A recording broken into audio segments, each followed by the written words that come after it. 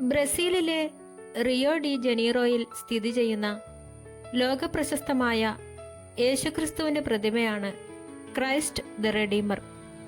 മലയാളത്തിൽ ഇതിനെ രക്ഷകനായ ക്രിസ്തു എന്ന് വിളിക്കാം. റിയോ ഡി ജനീറോയിലെ കോർക്കോവാഡോ മലനിരകൾക്ക് മുകളിൽ രണ്ട് കൈകളും ഇരുവശത്തേക്കും നീട്ടി നിൽക്കുന്ന ഈ രൂപം വെറുമൊരു ക്രിസ്തുപ്രതിമ മാത്രമല്ല, ബ്രസീലിന്റെ ഹൃദയമിടിപ്പാണ്. ലോകത്തിലെ പുതിയ 7 അത്ഭുതങ്ങളിൽ ഒന്നാണ് ക്രൈസ്റ്റ് ദ റെഡീമർ.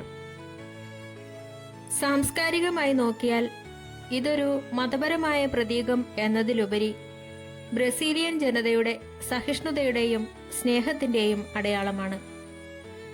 ബ്രസീലിലേക്ക് എത്തുന്ന ഏതൊരു സഞ്ചാരിയെയും ഇരു കൈകളും നീട്ടി സ്വീകരിക്കുന്ന അവരുടെ അതിഥി സൽക്കാര സംസ്കാരമാണ് ഈ പ്രതിമയുടെ രൂപത്തിൽ പ്രതിഫലിക്കുന്നത്.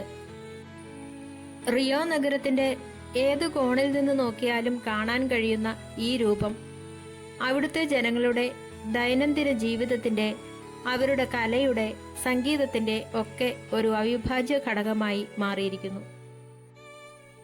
എന്നാൽ ഇതിനു പിന്നിൽ ശക്തമായ ഒരു രാഷ്ട്രീയ പശ്ചാത്തലം കൂടിയുണ്ട്.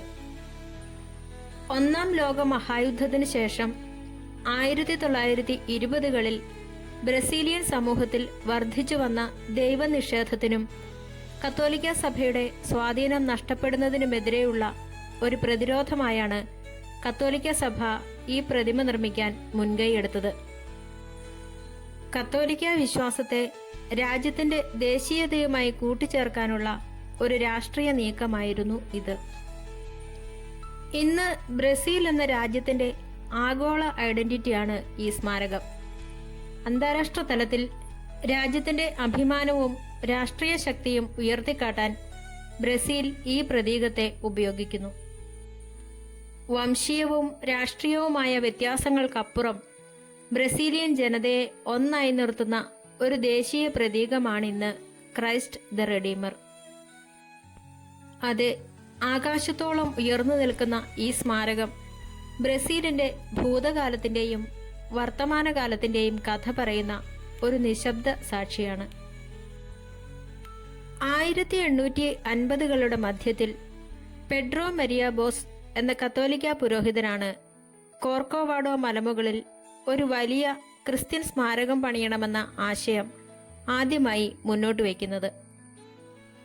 ബ്രസീലിലെ പെട്രോ രണ്ടാമൻ ചക്രവർത്തിയുടെ മകളായ ഇസബൽ രാജകുമാരിയെ ആദരിക്കാനായിരുന്നു ഇത്. എന്നാൽ അന്നത്തെ രാഷ്ട്രീയ സാഹചര്യങ്ങൾ കാരണം ആ പദ്ധതി നടപ്പിലായില്ല. പിന്നീട് 1889ൽ ബ്രസീൽ ഒരു റിപ്പബ്ലിക് ആയതോടെ ഭരണകൂടവും മതവും വേർപിരിയുകയും ഈ ആശയം പൂർണ്ണമായി ഉപേക്ഷിക്കപ്പെടുകയും ചെയ്തു.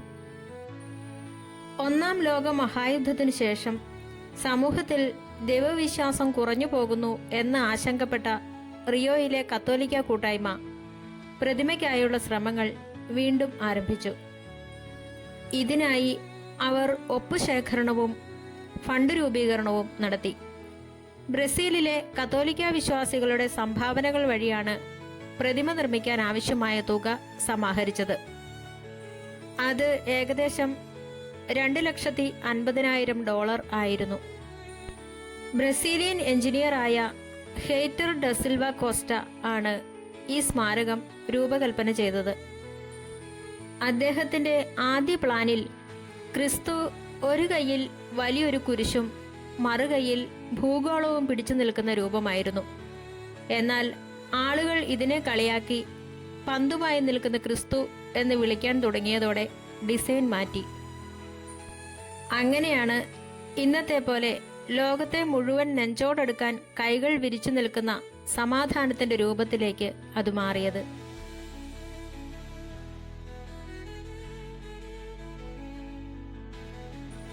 1922ൽ പ്രതിമയുടെ നിർമ്മാണം ആരംഭിച്ചു. ഫ്രഞ്ച് പോളിഷ് ശില്പിയായ പോൾ ലാൻഡോസ്കി ആണ് ഇതിന്റെ തലയും കൈകളും ഫ്രാൻസിൽ വെച്ച് കളിമണ്ണിൽ നിർമ്മിച്ചത്. പിന്നീട് ഇവ കപ്പൽ മാർഗം ബ്രസീലിൽ എത്തിക്കുകയായിരുന്നു. റൊമാനിയൻ ശില്പിയായ ജോർജ് ലിയോണിഡെയാണ് ക്രിസ്തുവിന്റെ മുഖം മനോഹരമായി കൊത്തിയെടുത്തത്. കോൺക്രീറ്റ് ഘടനയ്ക്ക് മുകളിൽ കഠിനമായ കാലാവസ്ഥയെ പ്രതിരോധിക്കാൻ ആയിരക്കണക്കിന് ത്രികോണാകൃതിയിലുള്ള സോപ്പ് സ്റ്റോൺ ടൈലുകൾ പതിപ്പിച്ചു. മലമുകളിലേക്ക് ട്രെയിൻ മാർഗമാണ് നിർമ്മാണ സാമഗ്രികളെല്ലാം എത്തിച്ചിരുന്നത്. നീണ്ട 9 വർഷത്തെ കഠിനാധ്വാനത്തിന് ശേഷം 1931 ഒക്ടോബർ 12-നാണ് പ്രതിമ ഔദ്യോഗികമായി പൊതുജനങ്ങൾക്കായി തുറന്നുകൊടുത്തത്. റോമിലിരുന്നു കൊണ്ട് റേഡിയോ തരംഗങ്ങൾ വഴി ഇറ്റാലിയൻ ശാസ്ത്രജ്ഞൻ ഗുഗ്ലിയൽമോ മാർക്കോണി സ്വിച്ച് അമർത്തി പ്രതിമയിലെ വിളക്കുകൾ തെളിയിക്കാനായിരുന്നു ആദ്യ പ്ലാൻ.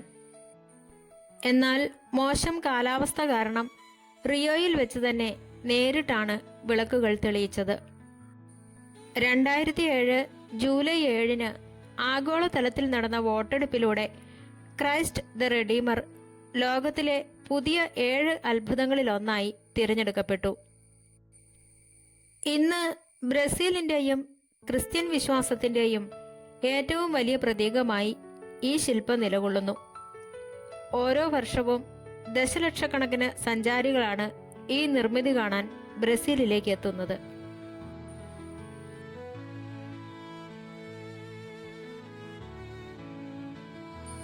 ബ്രസീൽ എന്ന് കേൾക്കുമ്പോൾ തന്നെ ലോകത്തിന്റെ മനസ്സിൽ ആദ്യം ഓടിയെത്തുന്ന ചിത്രം ഇതാണ്. ഇത് ബ്രസീലിയൻ ജനതയുടെ സഹിഷ്ണുതയുടെയും സ്നേഹത്തിന്റെയും പ്രതീകമായി കണക്കാക്കപ്പെടുന്നു. കോർക്കോവാഡോ മലമുകളിൽ ഇരു കൈകളും വിരിച്ചു നിൽക്കുന്ന ഈ രൂപം നഗരത്തിലേക്ക് വരുന്ന ഏവരെയും ഇരു കൈയും നീട്ടി സ്വീകരിക്കുന്നതിനെ സൂചിപ്പിക്കുന്നു. ഇത് സമാധാനത്തിന്റെ ആഗോള സന്ദേശമാണ് നൽകുന്നത്. ആർട്ട് ഡെക്കോ ശൈലിയിൽ നിർമ്മിച്ച ലോകത്തിലെ ഏറ്റവും വലിയ ശില്പങ്ങളിൽ ഒന്നാണിത്. ഫ്രഞ്ച് ബ്രസീലിയൻ കൂട്ടായ്മയിൽ രൂപകൽപ്പന ചെയ്തതാണ് ഇത്. 1-ാം ലോക മഹായുദ്ധത്തിന് ശേഷം ബ്രസീലിയൻ സമൂഹത്തിൽ കത്തോലിക്ക സഭയുടെ സ്വാധീനം വീണ്ടെടുക്കുന്നതിനും രാജ്യത്ത് വർദ്ധിച്ചു വരുന്ന മതമില്ലായ്മയ്ക്കുമെതിരെ ഒരു ശക്തമായ കത്തോലിക്ക സാന്നിധ്യം ഉറപ്പിക്കുന്നതിനുമാണ് കത്തോലിക്ക ഗ്രൂപ്പുകൾ ഈ പ്രതിമ നിർമ്മിക്കാൻ മുൻകൈയെടുത്തത്. ബ്രസീലിലെ വിവിധ രാഷ്ട്രീയ ചേരികൾ നിലനിൽക്കുമ്പോഴും രാജ്യം ഒന്നാണെന്ന വികാരം ജനങ്ങളിലുണ്ടാക്കാൻ ഈ സ്മാരകത്തിന് സാധിക്കുന്നുണ്ട്. പല ദേശീയ പ്രക്ഷോഭങ്ങളിലും രാഷ്ട്രീയ ഒത്തുചേരലുകളിലും ഈ പ്രദേശം ഒരു പ്രധാന കേന്ദ്രമാകാറുണ്ട്. അന്താരാഷ്ട്ര തലത്തിൽ വലിയ പ്രാധാന്യമുള്ള ദിവസങ്ങളിലോ ദുരന്തങ്ങൾ നടക്കുമ്പോഴോ ആ രാജ്യങ്ങളോട് ഐക്യദാർഢ്യം പ്രഖ്യാപിച്ചുകൊണ്ട് ഈ പ്രതിമയിൽ ആ രാജ്യങ്ങളുടെ ദേശീയ പതാകകളുടെ നിറത്തിലുള്ള ലൈറ്റുകൾ തെളിയിക്കാറുണ്ട്. കോവിഡ് സമയത്ത് ആരോഗ്യ പ്രവർത്തകർക്ക് ആദരവ് അർപ്പിച്ചും വിവിധ യുദ്ധങ്ങളിൽ ഇരയായവർക്കു വേണ്ടിയും ലൈറ്റ് പ്രൊജക്ഷനുകൾ നടത്തിയിരുന്നു. മതപരമായ ആശയത്തിൽ നിന്നാണ് രൂപം കൊണ്ടതെങ്കിലും ഇന്ന് ബ്രസീലിന്റെ സംസ്കാരം, വിനോദസഞ്ചാരം, ജനങ്ങളുടെ ഒരുമ എന്നിവയെല്ലാം വിളിച്ചോതുന്ന ഒരു മതേതര പ്രതീകമായി കൂടിയാണ് ക്രിസ്തുവിന്റെ വിമോചക രൂപം ലോകമെമ്പാടും അറിയപ്പെടുന്നത്.